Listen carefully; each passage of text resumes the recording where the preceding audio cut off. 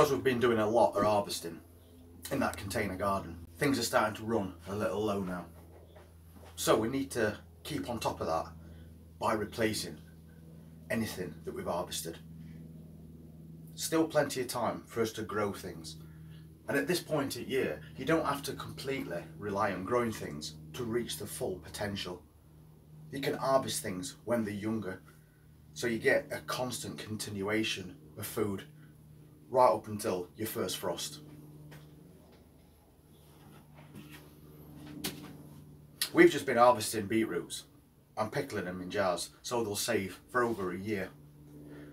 And we have still got a few left in ground that we're allowing to grow on to be a bit bigger because they've been planted for quite some months now.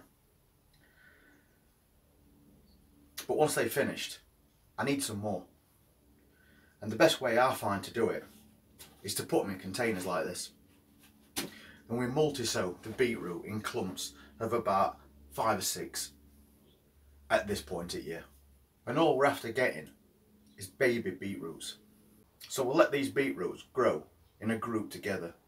And once they reach about the size of marbles, we'll just harvest them. Then we'll wash them, boil them, and we'll put them into pickling jars. So we've got little whole baby beetroots. And they'll be sweeter, juicier. And once put in those jars, again, we can preserve them for a year. Because this is all part of container gardening, we're going to be doing quite a few things over the next few weeks in tiny little things like this. We've not a mindset of getting huge produce, but getting small little additions to what we're already taking, just to boost that harvest as much as possible. And it's also not going to be taking up much space or much compost. And as always, I'm going to be using already spent compost that we're going to amend with fresh fertiliser, so we can really stretch that budget. And these things you can get them if you're in the UK from Pound Shop. Although when you do get these, they have 4 holes in bottom, but that don't allow for very good drainage, so you'll need to make some extra ones. And I'm going to pop a bit of rough stuff in the bottom of here.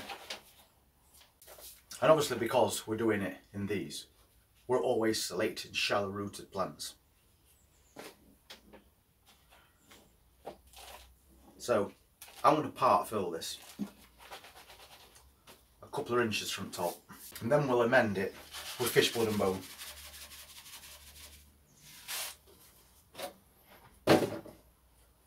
And then top it off again.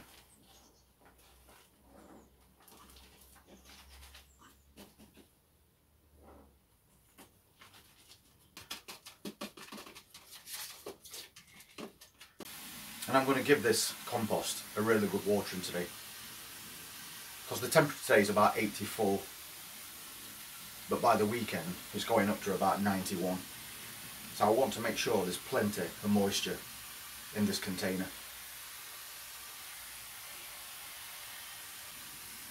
They don't have to stay in your greenhouse.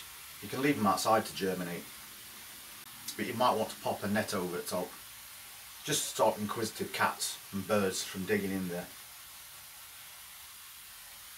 So now we've done that, we can sow some of these seeds. And this beetroot's called boltardy, which does exactly what it says. It's less prone to bolting in high temperatures, going to flower. So we'll take a few of these. And basically what I'm going to do is put about 5 or 6 together in a group.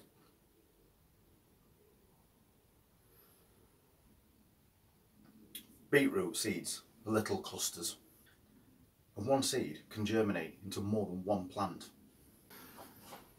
So basically that's all I'm doing, giving them a bit of space, 4 or 5 seeds together, and then leaving a couple of inches gap in between, because as these grow they'll push each other apart.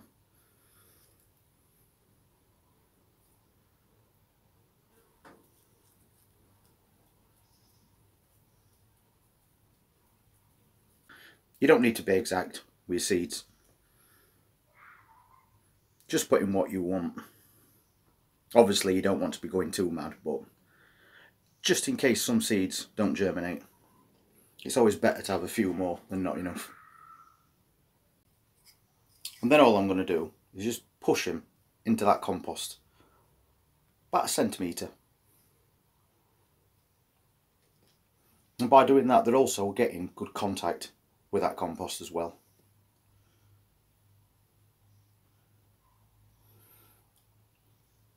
And they are quite big seeds, so they shouldn't have any trouble pushing their way through once they've germinated. And then I'm just going to sprinkle some compost over the top, just enough to fill those holes, cover those seeds.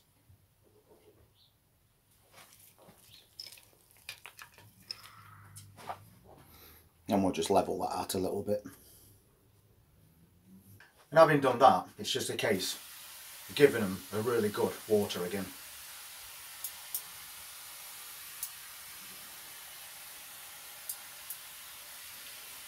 We want to make sure that this compost is completely moist. And having done that, that's your container of baby beetroots all set up. All we have to do now is wait until those leaves emerge, keep them watered, and where possible, like today, keep them out of extreme heat as well. So they're not going to be staying in greenhouse today, since, as I already mentioned, the temperatures are going to go up to 91 by weekend. They don't need light to germinate, they just need warmth, and it's certainly warm enough day and night at the moment. So I'll just put them outside on a shelf in beer garden and wait until I see those leaves come.